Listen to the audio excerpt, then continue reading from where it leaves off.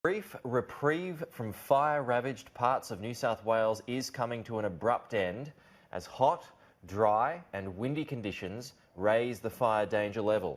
The RFS says firefighters are in for the long haul as they face the devastating blazes, which have so far claimed 4 lives and more than 300 homes.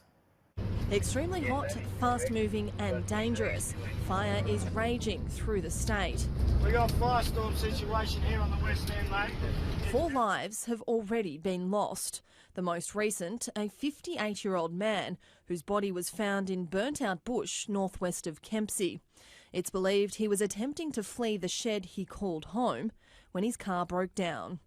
More than 1 million hectares of land has been burnt, an estimated 300 homes damaged or destroyed. Close to 60 bush and grass fires are still burning across the state, many of those uncontained. More favourable weather conditions and a lower fire danger rating is giving firefighters the opportunity to gain the upper hand.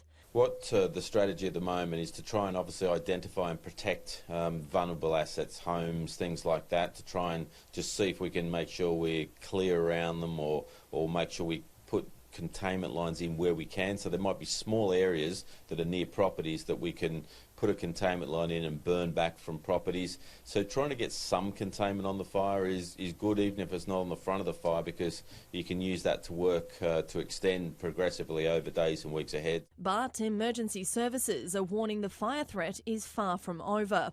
Predicted warmer temperatures and stronger winds threatening to make things difficult. There's just no reprieve in sight. We're seeing warmer conditions over the weekend, return to more windy conditions early next week, and we've got to try and do what we can to protect communities between now and those winds returning, but inevitably they will return and we will not get all these fires contained. Authorities are reminding everyone to make sure they have an effective survival plan in place. Christy Culture, Sky News. Meanwhile, the bushfire emergency in the state has claimed up to 300 lives of koalas. Port Macquarie Koala Hospital has been sending out crews to bushfire zones in the hope of rescuing as many as they can. Emergency care for one of nature's most vulnerable creatures. This koala was brought in severely burnt and dehydrated after being rescued from a bushfire on the mid-north coast. She's what we call very flat, so we're going to watch her.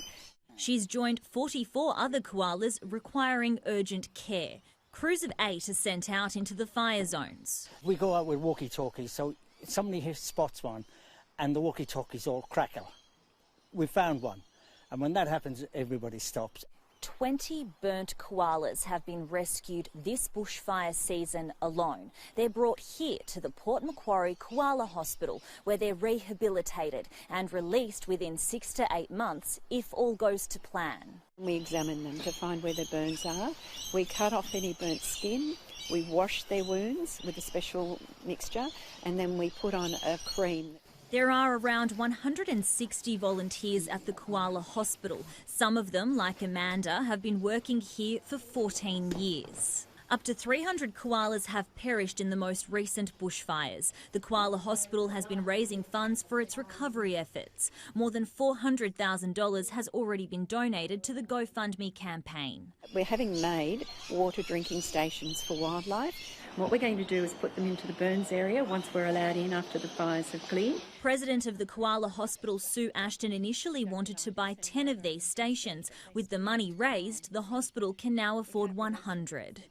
We would really like to thank everybody in the community for getting behind us. Stella Todorovic, Sky News in Port Macquarie.